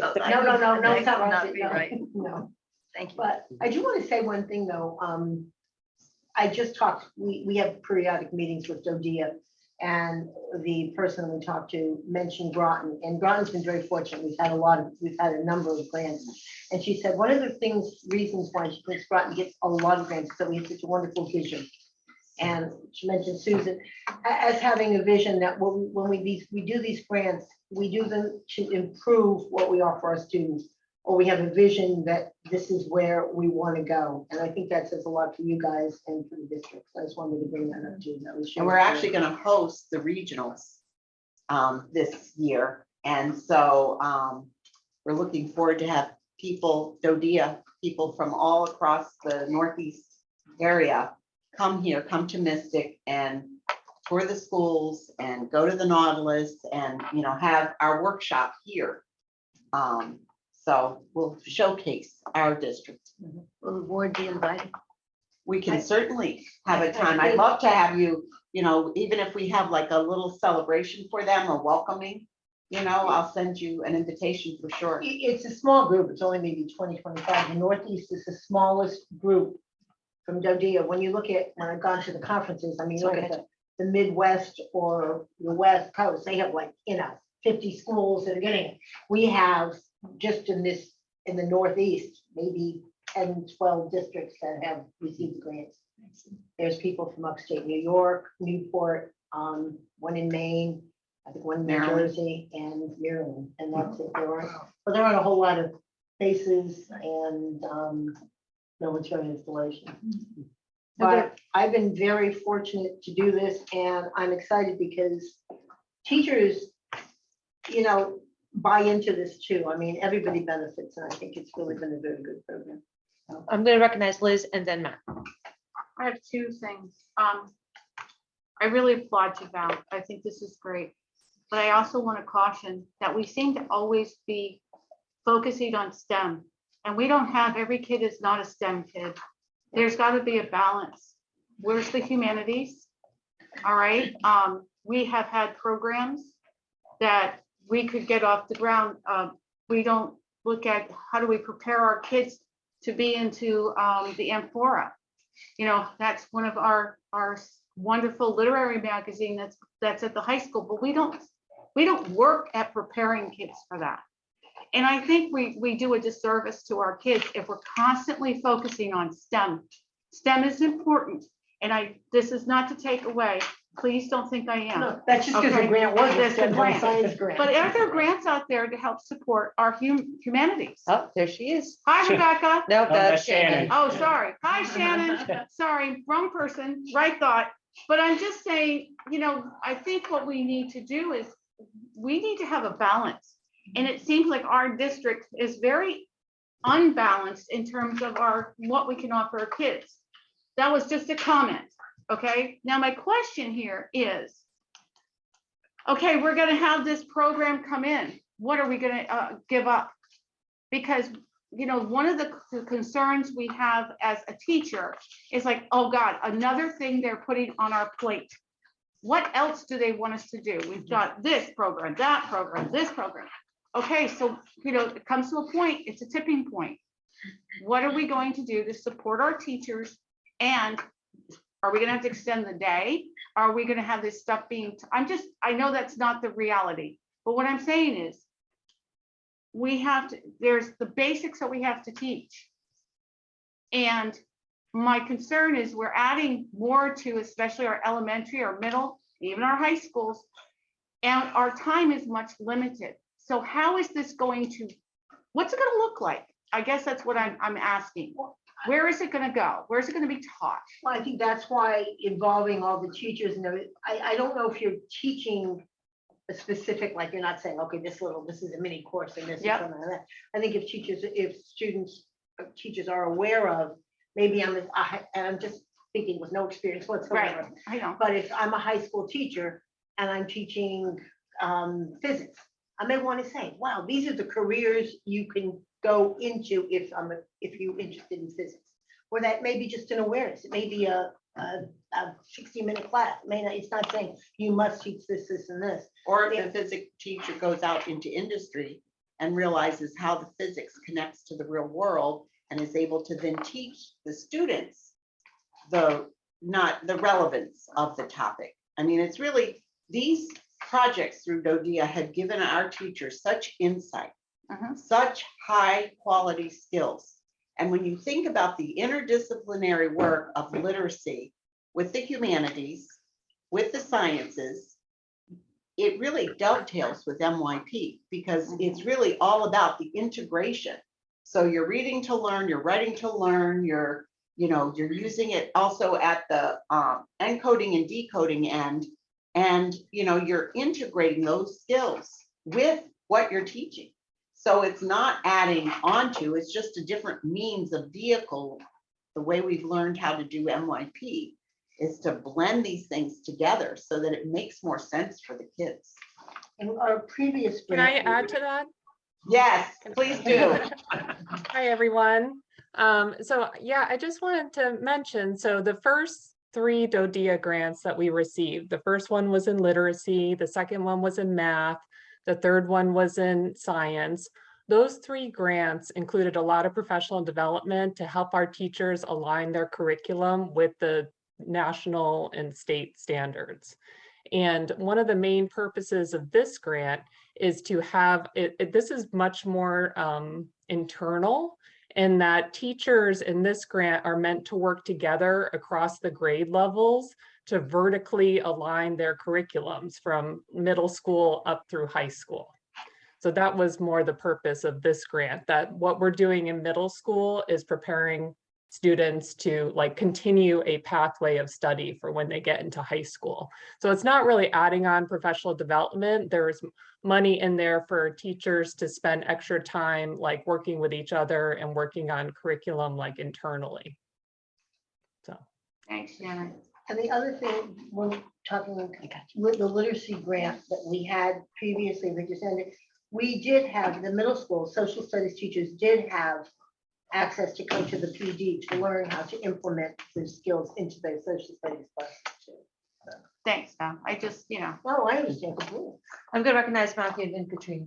I want to align a little bit, I hope, with what Liz said about the focus being perhaps overly STEM. I think we have to realize that the dog wags the tail, and the dog here is Dodia, and their interest is in STEM.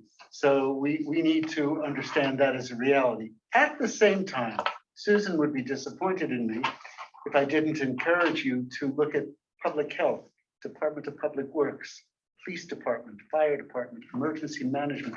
All of these have elements of science. All of these have elements of rigor. And all of these are career pathways that the town of Groton really needs, and our kids really need, even if they don't live in the town of Groton.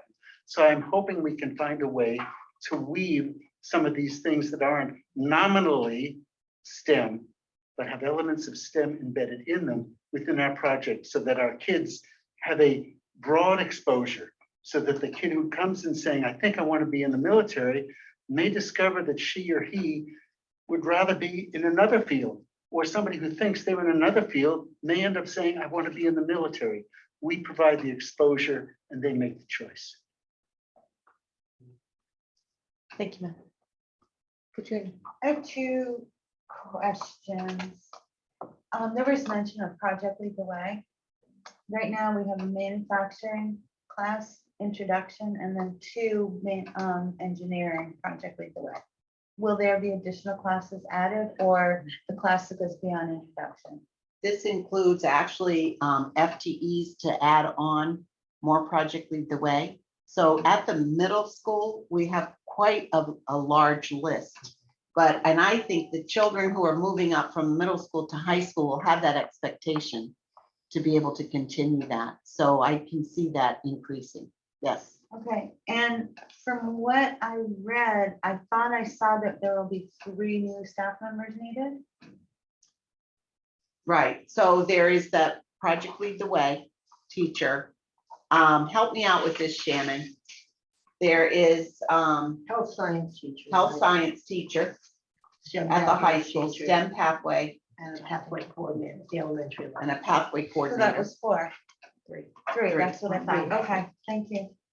When we have these 5-year grants, is there any way in the 4th year, not during, but well, in maybe the 3rd year or 4th year, can we be put on notice that we have hired this many teachers for this grant? So that we can have not in the middle of budget deliberations, but another time to talk about, do we want to continue with the program, thus hire the staff? Where are we going to pay for it? So we're already having those conversations on sustainability with our ESSER and with all the CARES Act.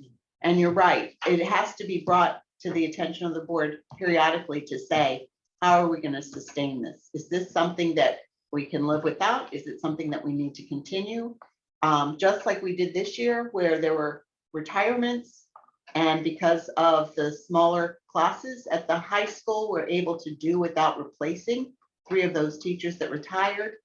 My assumption is that we'll be able to do that periodically so that we can sustain. I'd like to see some type of, not requirement, but routine that we discuss staffing well before budget time when we have to That's a scramble good idea. Yep. to discuss if we can if the program was successful. And if it was successful enough to retain staff, and how are we gonna pay for it? Yes. Thank you.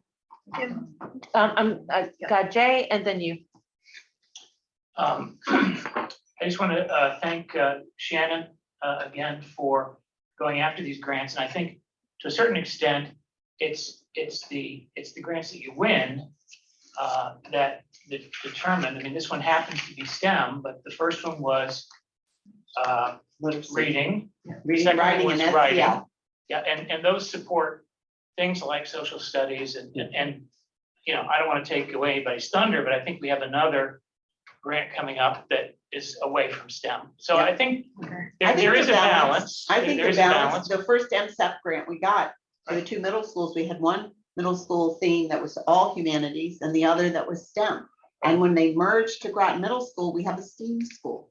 We have another STEAM school at elementary. So we do try to balance it Right, and integrate it. and we have no idea what Shannon's working on and whether or not we'll win them. So we look forward. Probably will with her. So anyway, thank you, Shannon. Andrea. Thank you. I wondered about the middle level construct. Are the staff increases going to the middle level? And if they are, how does that work with the team construct? So the project Lead the Way, we have a teacher right now that's split between the high school and the middle school. So if we're able to have one more FTE, that means that you're going to get a whole Project Lead the Way teacher at both middle school and high school, because you'll add the two hats to make whole. So how does it work at the middle level then? Is that like an extra, the word is escaping me, you know, a special? Is that like a special or? So we've already integrated the Project Lead the Way in that STEM pathway. And I would say the goal is really to have students take a Project Lead the Way course each year. So it is a sixth grade, if you want to think about it, it's more like an elective. Like the high school would have an elective. Yeah, same thing, only different. Yeah. It's the same Yeah. thing, but only different. Specials I think of like elementary, and then electives I think of as more middle school, high school, I don't know. Oh, it's just a matter of Yeah, terminology. yeah. Thank you. And I'm glad you brought like the sustainability, because that's what DODEA really wants you to see. When you end a grant, like we're ending a math grant this year, they want to know, what are you doing to sustain it? What does the district do to sustain it? So when does that conversation have? At the application time? It happens at the application time. It happens, we meet like 5-6 times a year. And each time we meet, we look at the budget and we look at the funding and we talk about that sustainability. And we were thrilled because we were told that we could, for sustainability reasons, DODEA was allowing us to continue with some of those programs we put into place. So the Context for Learning Mathematics, the professional development, the assessment tool, and the Dream Box, which is the math piece, we actually have through the next year or two. So I think for the next year, we have it covered. And then our Besser helps us. And actually our operation budget has Dream Box in it too. Okay, I was talking staff. Oh, I don't think we have staff. There isn't, there wasn't any staff for math at all. No, we don't always put staff in. No, a lot. When you in fact, said, you said that you look at the budget, that's different from what I had asked previously. You were looking at the staffing. Yes, So if there were staffing in that grant, we would be looking at that too. great, then you can tell us all about it. when it Yeah. happens. But the other two grants I worked at, the math and the literacy grant, had no staffing in it at all. It was more professional Professional. development materials, things like that. You okay? Yeah. I was wondering, what is that It's chiming my that keeps phone, I'm going off? sorry. It's my birthday and I keep having to. Oh, happy birthday. Birthday, Kat. 24, Sorry. 24. Yay. Any other questions? Or do you have more slides, Val? Nope, that's it. Oh. That's all she wrote. And I'll make sure you all get a copy of that. That would be great. Any other questions about, Just a thank you and well done. yeah, to both It's you fun. and Shannon? You know, I think the exciting part is it's just beginning. I'm learning all about careers and career pathways. And I think you'll see a big difference in what the high school students are more aware of and how they're growing with clusters. And the high school's been very cooperative. It's been fun for me, especially as the elementary principal, to learn more about the high school and be involved with the high school and learning about the pathway. So I'm learning to, in my old age, I'm learning. I actually really like the idea of taking the teacher into the industry or I into love the that activity. part. And to learn, Externships. because how better can a teacher be able to Relate. know Mhm. how it about fits. what that is? So I See think how that it is fits. super. That's right, see how it fits. So And we have other grants too. Shannon is working fast and furious. The Perkins grant is one that comes annually to us. And we actually have a new hire who has done Perkins grant in her job previously in New Haven. So she's been a welcome addition, and we really are focusing on our culinary arts. So Shannon, I'm going to turn it over to you. Yeah, so Melissa Manzioni, who is our new finance teacher at the high school, is wonderful. And she put the bulk of the Perkins grant together this year. So last year, Perkins went through like a major revision, and it required that school districts participate in a needs assessment. So that the needs assessment for the high school revealed that our culinary classes are some of the most popular classes within CTE, and students are doing very well in that. So it was decided that we would focus a few years of Perkins funding on supplying those classes fully. So this year, we could apply for another 60,000, and the bulk of that will go towards more culinary equipment. So mostly stove, ranges, reach-in refrigerator, freezer, and some supplies. At the same time, we put in a CIP request to have an architect look at the design of that space to get more efficiency, because we do, it's limited in how many students we can have in a course. So by looking at it, possibly expanding the facility, or using the facility a little differently. It looks like an old outdated kitchen, probably from the 60s or 70s, and it's got, equipment that half worked. So if we look at it to have it more industrial, so John Burt is bringing that forward to the council. He did have a discussion with some townspeople, and he had a chef there who was talking about the importance. I mean, you look at our area, that is one of the popular industries here locally that kids could, even start in high school, in that industry. So I'm glad he's going to bring it forward to the council. They were saying, well, you have Grosso Tech. Why don't they just go to Grosso Tech? But there's a lot of kids who go to Fitch because they want to be part of the Fitch community. And they also want to be able to do these different career pathways. So we do offer that. And I think if we are offering it, we want it to be the best it can be for our kids at Fitch. So just a note that Scott Post and his culinary class participated in a statewide championship up at in Hartford last weekend, I believe, and they placed third. Yeah, very proud of that. It was on Facebook. Yeah. Beverly, So just imagine what they could do with a real kitchen. Beverly, do you have a question for the Perkins? Yeah, this is a comment. I'm glad to hear you talk about upgrading their kitchen, Susan, because I read the letter that Scott Post sent to us about the kitchen and dire need it was. And so I'm glad to see that you're going to upgrade that kitchen for the students and for the staff in there. So first, Thank the you. architects have to give us a plan, and then there's a part 2 of the CIP that we've estimated to be about 600,000 that we're gonna ask for too. Okay, thanks. And culinary arts, everybody needs that, because if you need to know how to cook and be able to sustain yourself. And that if you're a man, you can't depend on your wife to do all the cooking. So. That's right, Beverly. Or if you're a woman, you I can't. just wanted to. Man to do it either, right? Okay, we're moving So on. Scott also shared that several, oh, I'm sorry, but Scott also shared that several of his students were offered jobs too at that fair that they participated in. So That's great. And did they get a scholarship, $1,000 or something like that? I read. Okay, yeah, I didn't mean to jump in. I apologize. yeah.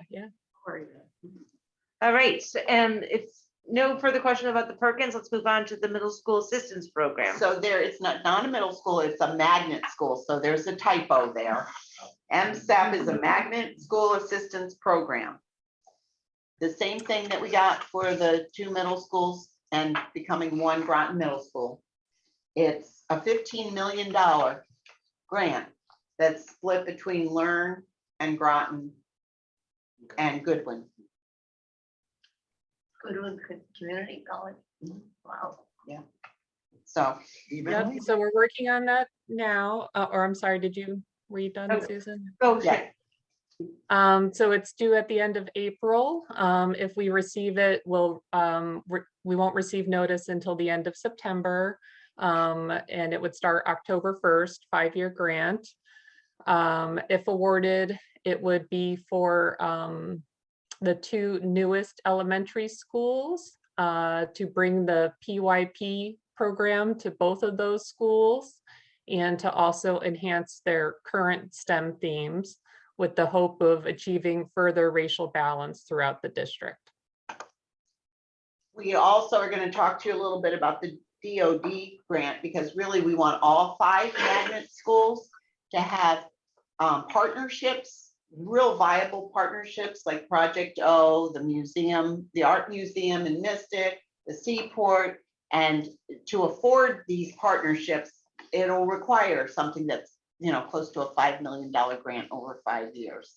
The other thing is to also have foreign language, world language, starting in elementary school, and creating kind of a better pathway, maybe the carousel in the elementary, so that when they get into 6th and 7th grade and 8th grade, they'll have a choice of which language they want to pursue, and they can get started sooner on serious work in world language. So the world language teachers are thrilled, and this really means a lot to them.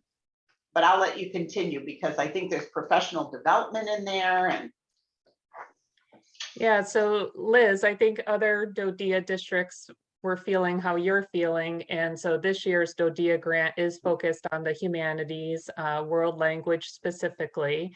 And yeah, like Susan said, if we are awarded that grant, it would be another 5-year DODEA grant, and it would be focused on professional development for our world language teachers.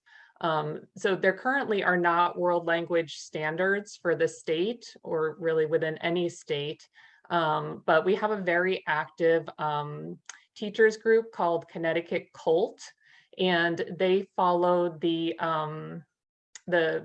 guidelines set forth by ACTFL, which is a national organization, the Association for Teachers of Foreign Languages.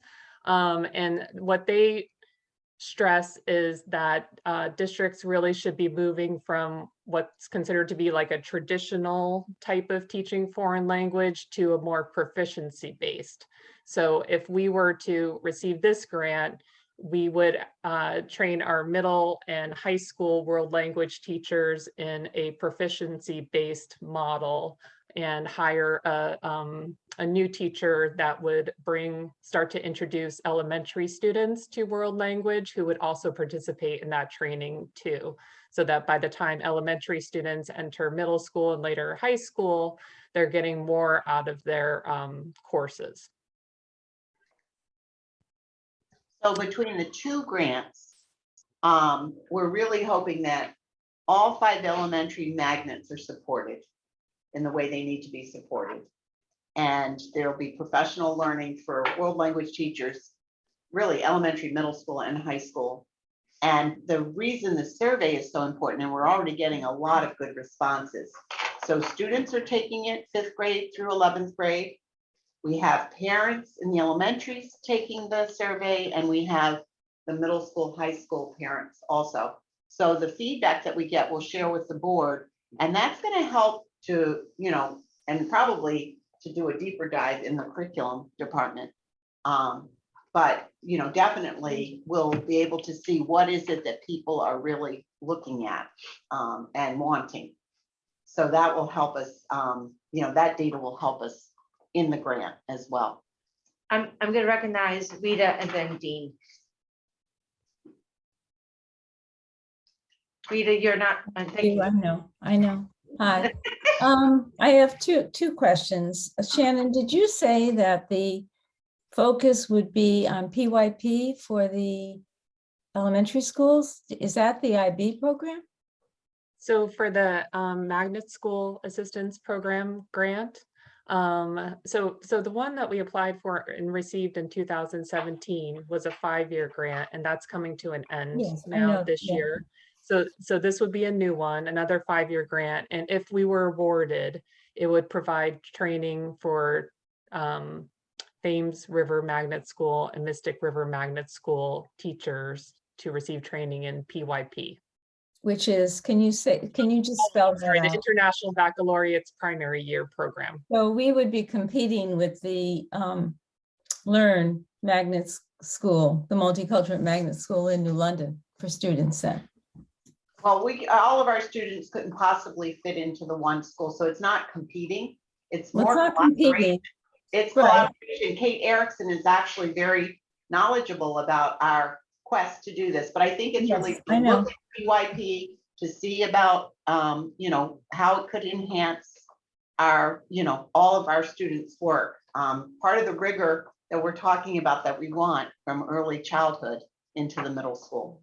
Right. My other question is about the survey that you have. I did go online to see it. Unfortunately, the board members are not allowed to fill out that.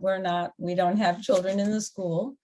And I feel that in terms of languages, I have to stress again how important Latin is and how we're not taking that into consideration and not having even board members to be able to fill out the survey or other community members. When you're focusing on elementary schools, a lot of those parents don't realize how valuable Latin would be for their high school students when they get to have high school students. So that is just something I want to bring up, that I feel that more people need to be involved in this survey, that it shouldn't just be for elementary, middle, and high school, but also for the community at large and Board of Education members. Thank you.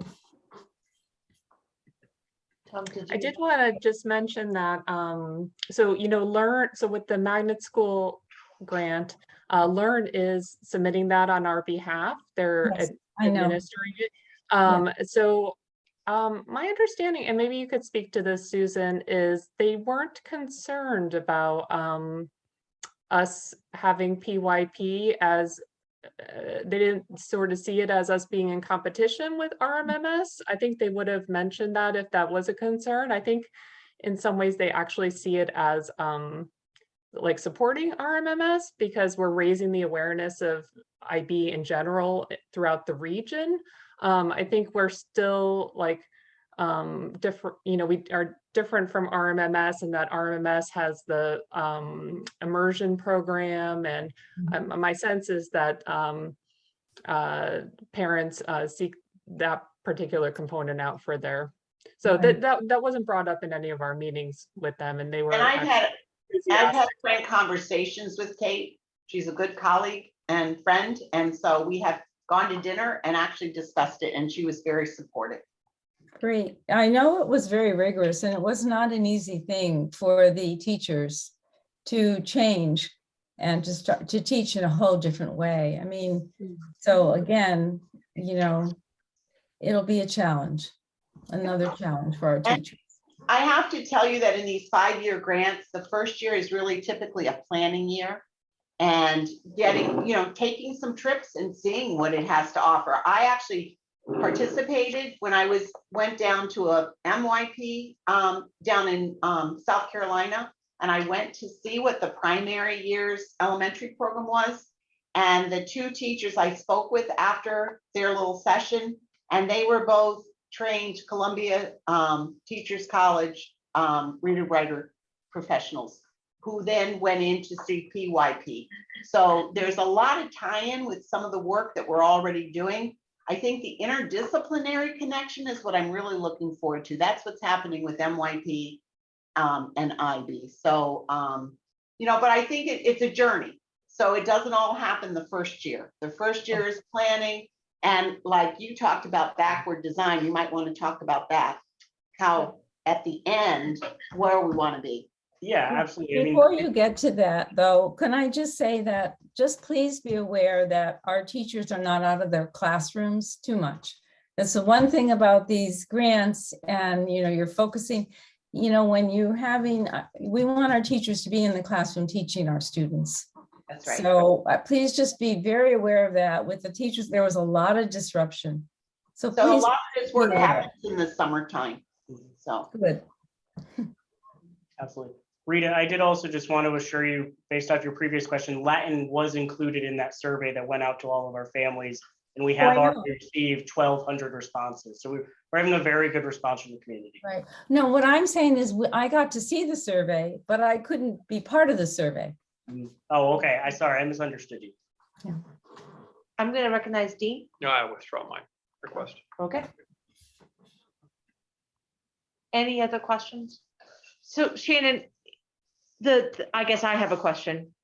I'll announce myself. If we got the Magnet School Assistance Program and the DODEA, it sounds to me like we get it and then we have to go to full implementation or planning, kind of like, it sounds like that was. Both of them pretty much have a planning year. So the first step with both would be to hire project directors for each grant. Right. And with other 5-year grants, we typically don't get really rolling on them, I'd say, until like the new year. The first couple months is hiring the project director. The project director does training with whoever the grant giving body is. So either the Department of Ed or DODEA. And then things really get rolling like around January or so.